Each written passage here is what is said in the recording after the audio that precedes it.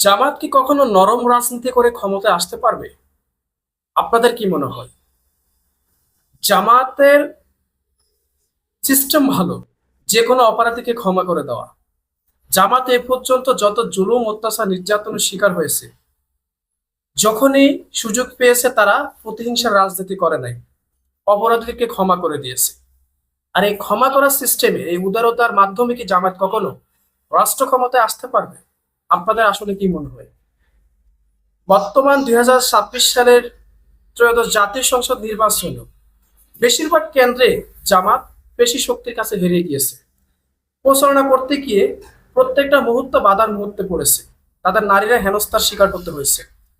সেখানে অনেকেই এই নির্বাচনে বলতে গেলে শুধু শেরপুরে জামাতের গুরুত্বপূর্ণ প্রার্থী থেকে শুরু করে 3 জনকে হারাতে হয়েছে, হামলার শিকার হয়ে। এভাবে প্রত্যেকটা জায়গায় হামলার শিকার হতে হয়েছে।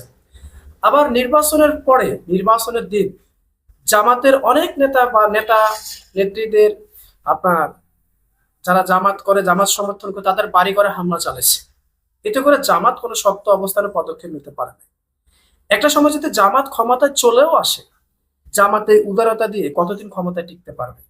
একটা হচ্ছে উদারতা, একটা হচ্ছে আপনার মানবিক ভাবে বিবেচনা।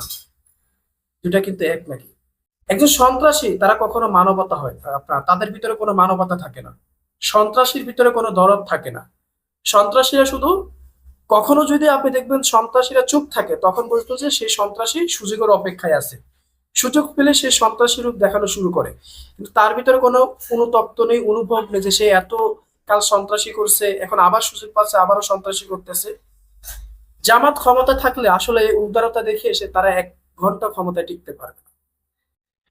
ধরুন আজ শিবির দুর্বল, নির্মম নির্যাতনের শিকার হইল, পরের দিন শিবির শক্তিশালী হইল। এই অবস্থায় ঊর্ধ্বতন দলীয় দায়িত্বশীল ক্ষমা কইরা দিবে, মাঝখান দিয়ে নেতা বা কর্মীর জীবন শেষ।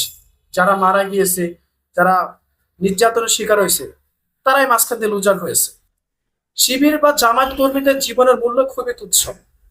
একজন বিশ্ববিদ্যালয়ের শিবিরের কর্মীকে টোকাইরা মেরে ফেলতে পারে, কিন্তু শিবির কিছুই করতে পারবে না, এটাই বাস্তবতা। যখন সুযোগ পাবে, যে ব্যক্তিটা শিবিরকে মেরে ফেলবে তাকে বলবো যে আমরা ক্ষমা করে দিয়েছি, এটা কোনো যুক্তিকতা হলো? আপনি তখনই ভালো রাষ্ট্র শাসক হবেন যখন আপনি অন্যায়কে অন্যায় বলবেন, ভালোকে ভালো বলবেন, অপরাধীকে অপরাধী বলবেন। এবারে নির্বাচনেও যে আসনগুলো জামাত জোট 20,000 ভোটের ব্যবধানে হারছে, সেখানে মূলত জামাতের 2 দিন পেশি শক্তির কাছে হেরে গিয়েছে। ইচ্ছা মতো জাল ভোট দিয়েছে, জামাত কিছুই করতে পারে নাই। ভয়ভীতি দেখাইছে, জামাত কিছুই করতে পারে নাই। একটা আলাদা একটা পেশি শক্তির মাধ্যমে তারা কেন্দ্রগুলোকে নিজেদের আয়ত্তে নিয়ে এসেছে। বাংলাদেশের কন্টেস্ট রাজনীতি করতে হলে আপনার সন্ত্রাস মোকাবেলা করতে হবে। আপনি সন্ত্রাসী না করার, অন্তত সন্ত্রাস মোকাবেলা করার মতো আপনার সেই সাহসিকতা থাকতে হবে।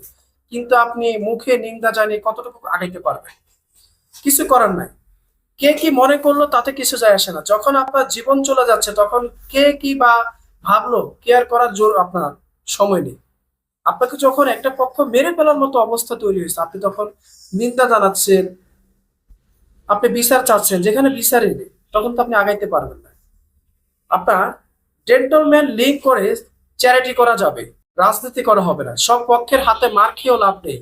জামাত সেদিনই সরকার গঠন করতে পারবে যেদিন মানুষ দেখবে জামাত করে জুলুমের প্রতিশোধ নেওয়া যায়। যে দল করে জুলুমের প্রতিশোধ নেওয়া যায় না, মানুষ গণহারে সেই দল কেন করবে? স্বাভাবিক ব্যাপার। আপনি একজন সাধারণ জনগণ, আপনি জানেন জামাত সৎ, দক্ষ, যোগ্যবান। কিন্তু জামাত করতে গেলে আপনার জীবন হুমকির মুখে। এবং আপনি জামাত করতে গেলে নিরাপত্তা পাবেন, আপনাকে জামাত রক্ষা করতে পারবে সন্ত্রাসীদের হাত থেকে, তখনই না আপনি জামাত করবেন। কিন্তু জামাত করতে গেলে আপনার জীবন হুমকির মুখে, আপনি নিজেকে শেষ হয়ে যাবেন, সেটার ফায়দা আপনি পাবেন না। সে অপরাধীরা আবার বুক ফুলিয়ে হাঁটবে, তাদেরকে আপনি ক্ষমা করে দিবেন, তাহলে এই রাজনীতিতে মানুষ আপনার রাজনীতি করবে না। এ পর্যন্ত এবারে জামাতের রাজনীতি যারা করেছে সবাই কোনো না কোনো ভাবে জুলুমের শিকার হয়েছে, কিন্তু জামাত সেটার কোনো তাৎক্ষণিক সেই বিচার তাদেরকে পাইয়ে দিতে পারে না।